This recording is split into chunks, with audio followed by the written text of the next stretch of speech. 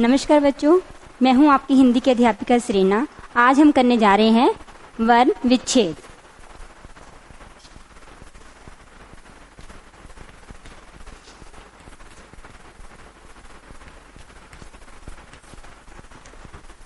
तो आइए शुरू करते हैं वर्ण विच्छेद। तो वर्ण का अर्थ क्या होता है? सबसे पहले हम जानेंगे कि वर्ण का अर्थ क्या होता है। वर्ण का अर्थ होता है अक्षर, और विच्छेद का अर्थ क्या होता है? अलग करना या फिर तोड़ना, अर्थात वर्णों को तोड़ना। परिभाषा लिखेंगे।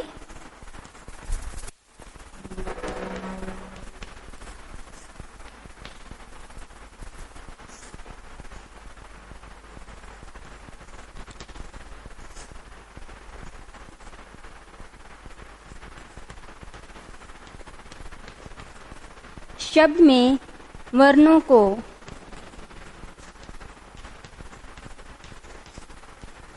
अलग करना वर्ण विच्छेद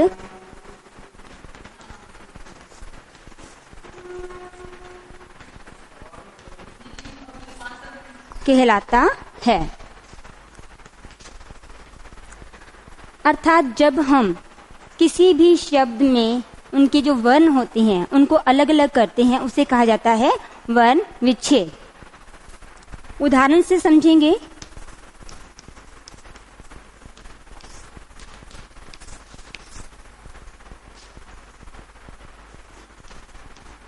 जैसे कि हमने लिखा है यहाँ पर जगत।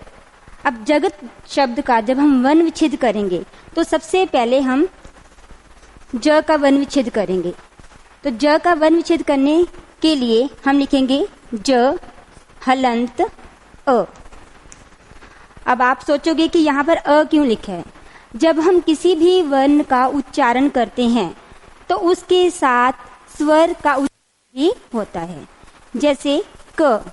अब हमने क्या बोला है? क। क जब हमने बोला तो उसके पीछे एक ध्वनि निकली। कौन सी ध्वनि निकली? अ। इस प्रकार कोई भी व्यंजन जब हम बोलते हैं उसके साथ एक ध्वनि निकलती है। कौन सी ध्वनि निकलती है? अ। तो इसलिए हमने यहाँ पर लिखा है ज हलंत प्लस अ। आगे करेंगे ग। ग को कैसे तोड़ेंगे? ग हलंत प्लस अ। आगे करेंगे त हलंत प्लस अ। इस प्रकार हमने जगत का वर्ण विच्छेद यहाँ पर किया है। आपको एक बात और बता दूं कि जब हम किसी भी वर्ण का विच्छेद करते हैं तो सबसे पहले हमें स्वर और उनकी मात्राओं का ज्ञान होना आवश्यक है। अगर हमें स्वर और उनकी मात्राओं का ज्ञान नहीं है तो हम ये वर्ण विच्छेद नहीं कर सकते। इसके बाद हम करेंगे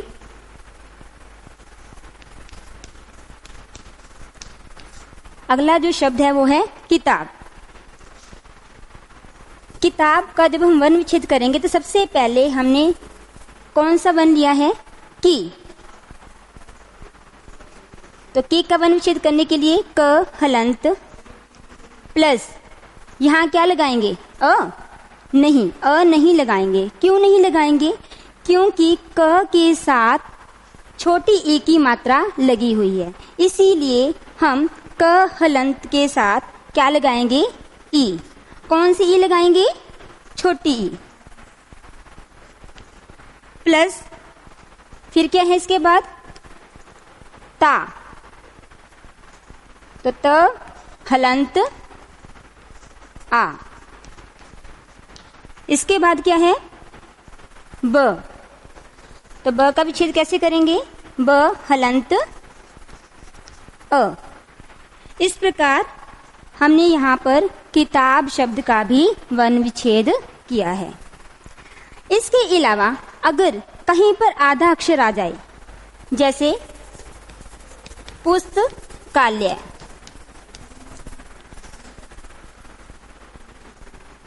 कौन सा शब्द है ये? पुस्तकालय। अब यहाँ पर हम क्या करेंगे? सबसे पहले पहला वर्ण लेंगे प हलंत। आगे क्या करेंगे? अ लिखेंगे? नहीं, क्या लिखेंगे? यहाँ पर कौन सी मात्रा है? ऊ की। कौन सा ऊ है? छोटा? हाँ जी, तो यहाँ पर हम लिखेंगे ऊ। उसके बाद यहाँ पर है आधा स। आधा स, जब कोई आधा अक्षर आता है तब हम कोई भी स्वर यहाँ पर नहीं लगाते, क्योंकि जब हम अ लगा देते हैं तो वो पूरा वर्ण बन जाता है। इसलिए हमारे पास यहाँ पर क्या है? आधा स, तो हम स को हलंत लगाकर यहाँ पर छोड़ देंगे। आगे है त। त हलंत अ। इसके बाद का। क हलंत आ। फिर ल। ल हलंत अ। और फिर य हलंत अ। इस प्रकार हमने यहाँ पर लिखा पुस्तक। इसके बाद अगर आपके पास कोई संयुक्त वर्ण आ जाए, संयुक्त वर्ण होते क्या हैं? संयुक्त वर्ण होते हैं जिन वर्णों में दो से अधिक वर्ण होते हैं, उसे कहा जाता है संयुक्त वर्ण। कौन कौन से हैं संयुक्त वर्ण?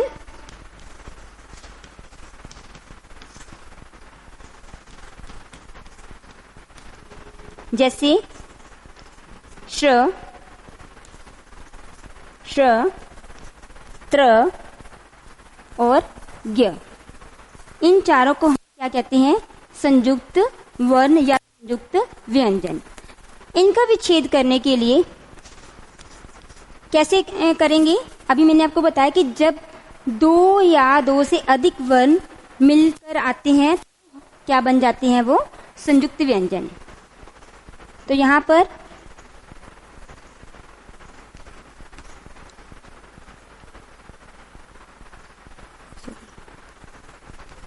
श हलंत र हलंत अ। आगे क्या है? श क हलंत श हलंत अ। फिर क्या है? त्र त हलंत र हलंत अ। इसी प्रकार ज्ञ ज हलंत अन हलंत अ। तो इस प्रकार हम संयुक्त व्यंजनों का भी वर्ण विच्छेद कर सकते हैं। उदाहरण के लिए कुछ शब्द लेते हैं हम यहाँ पर। सबसे पहले लेते हैं श्रमिक। तो कैसे करेंगे इसका वर्ण विच्छेद? क्या लिखेंगे यहाँ पर? श हलंत र हलंत अ। तो ये हमने किसका वर्ण विच्छेद किया है? श्र का। आगे क्या है? म को छोटी की मात्रा। म हलंत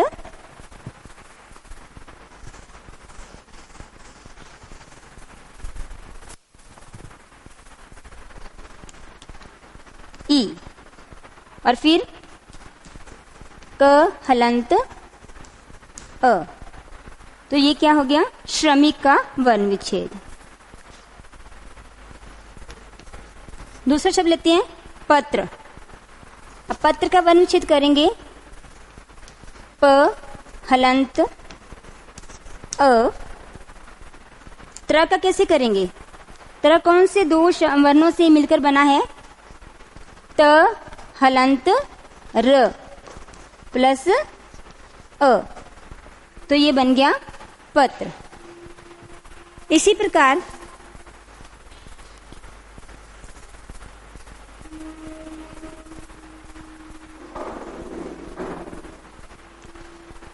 हम करेंगे ज्ञान। ज हलंत अन हलंत आ। यहाँ पर अ नहीं लिखेंगे, आ लिखेंगे। क्यों आ लिखेंगे? क्योंकि मात्रा लगी हुई है। प्लस न हलंत अ, ज्ञान। इसी प्रकार अगर पंचम वर्ण वाले शब्द आ जाएं तो क्या करेंगे? पंचम वर्ण होते क्या हैं? जब हम वर्णमाला लिखते हैं, क से लेके आप लिखते हो ना म तक, तो क की लाइन में जो लास्ट वाला, जो सबसे पीछे वर्ण आता है उसे बोलते हैं पंचम वर्ण। क वाली जो लाइन है उसमें क्या आया है? ड़। च की लाइन में आता है ट, ट की लाइन में आता है